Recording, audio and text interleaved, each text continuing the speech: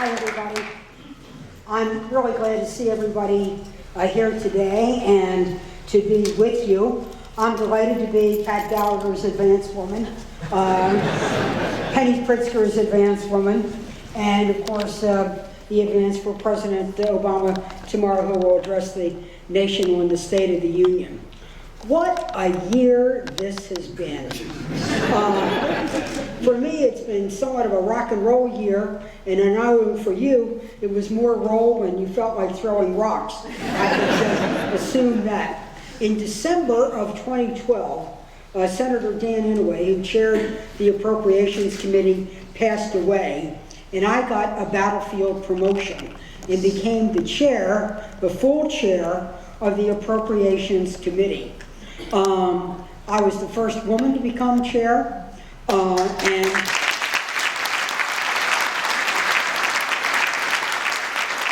the first Marylander to become chair. And by being the first Marylander, I actually know what federal employees do.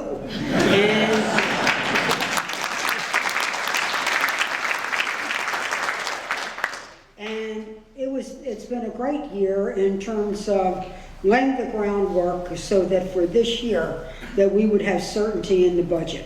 I know you've been through a lot this year, and I wanted to come here today not only with some good news about the budget, but to let you know how proud we are of the people who work here at the National Institutes of Standards because of what you do every day in terms of the standards that you set.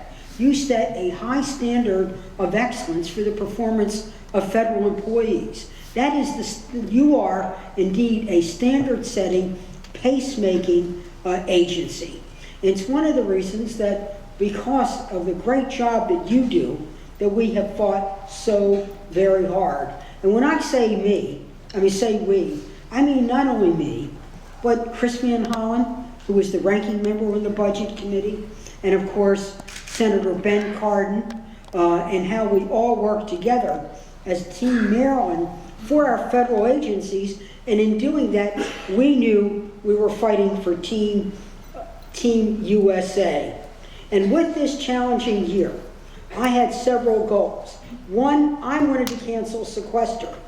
Second, I wanted certainty in the federal budget so that the executive team, led by Dr. Gallagher, could really set the priorities and the organizational framework and so on, so that we do the standards that makes the United States of America #1. And that was the goal we had. Along the way, we had to deal with the continuing resolution. Then in the fall, we had to deal with this shutdown, slam down politics, for which I felt so bad about the people who were furloughed, double furloughed.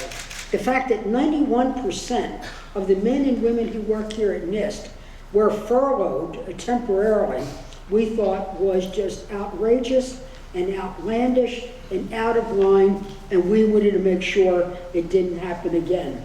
I appreciate President Obama standing up, not to be held, in this kind of extortion of the federal employees, and then we were able to get past that. Senator Patty Murray passed the budget. It is a framework for what is discretionary spending, mandatory spending, and our revenue. On the discretionary spending, the Appropriations Committee takes a cap, an amount of money that is set by law through the Budget Committee of what we can spend in the discretionary area. It comes out to $1 trillion. You have no idea what it's like to be a liberal arts graduate and have $1 trillion going to...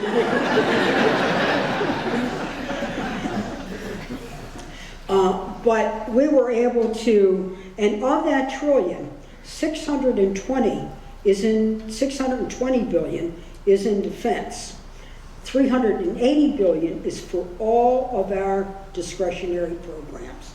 So we went to work on how we could be a stronger nation, but how we could make smart investments in America's future. And our president And people like me in the Congress are committed to jobs and opportunity.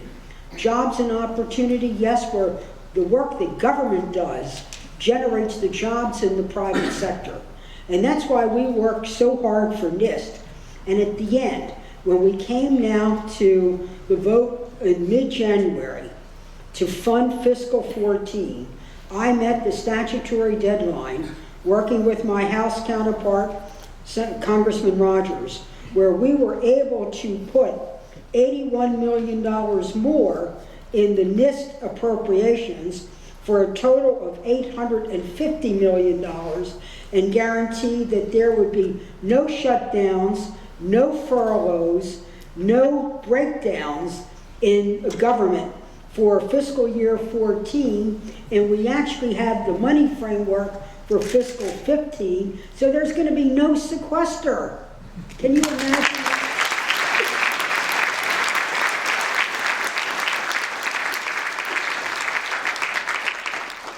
The people here at NIST are just amazing.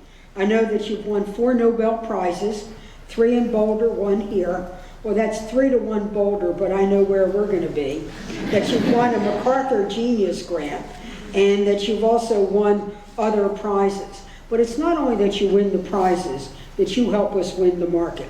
Employing over 3,000 people here in the Montgomery area and in Boulder, you're responsible for setting standards that help make sure that we are a world-class nation. In the labs at NIST, science and engineers are conducting research in advanced science and technology. You're working for the power grid, to electronic health records, to cybersecurity, to mammogram safety and security. I just finished touring the Center for Automotive Lightweighting. I like that phrase, lightweighting. I wish Good Works were aerobic. I'd have a new body frame myself. But scientists are working every day to make sure that our cars are not only lighter for fuel efficiency, but also safer, so that our automobiles made in America are crash worthy.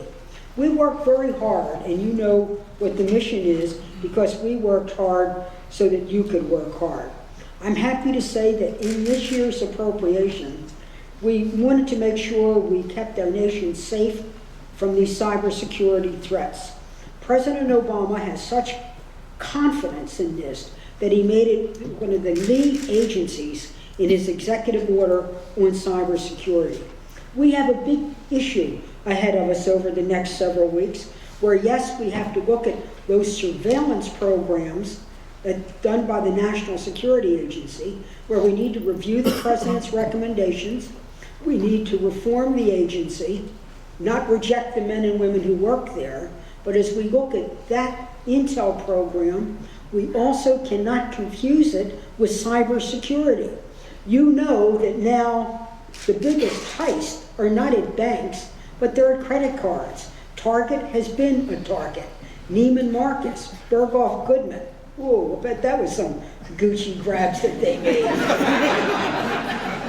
And even Michael's The Craft Show, where you might get the frames, but there's going to be no frame up with the people who did it. So we need to be able to work with our private sector on cybersecurity to set those standards, to do it in a voluntary way that's going to keep America safe. But there are many of us here who also want to promote manufacturing. It is our belief that unless countries make something, they can't make something themselves. America led the way by creating the greatest and largest, most robust middle class in the world because of our work in manufacturing. Now it has faded, but I believe it's coming back. And it's coming back because of the type of vision offered by your leader, Dr. Gallagher, by the President's commitment, by the entrepreneurial spirit of America's private sector. We're going to be able to help and facilitate the rebirth and renaissance of manufacturing. That's why we put money into the federal budget for the Manufacturing Extension Partnership of $128 million, and we're going to even do more to improve the labs here to make sure that they can do their job. What we want you to make sure, though, is that you have certainty. You know, if you've got a lot on your mind about keeping your job, it's hard for you to think about helping others create jobs of their future. If you're worried about whether you're going to come to work and have a job, we're told that you should stay home under a terrible OPM phrase, non-essential. What a degrading term that is. I would like to strike it not only from the vocabulary, but I want to permanently strike it from the federal budget.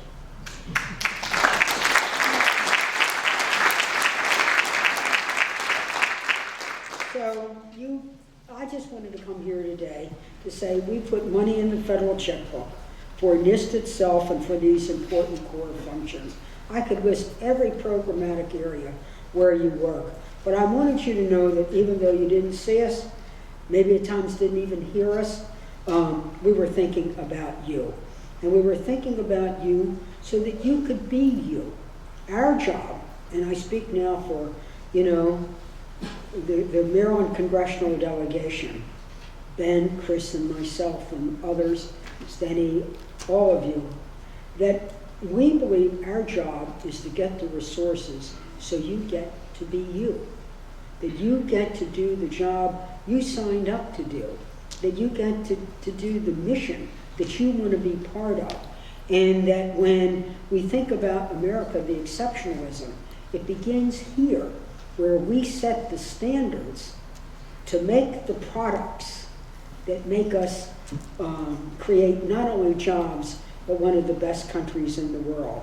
So we fought very hard, and now I'm happy to say there's fiscal certainty for fiscal 14 and fiscal 15, and I intend to be here a long time. So in fiscal 16, 17, just like that liberal arts graduate, 19, 20. So God bless you, and may the force be with you.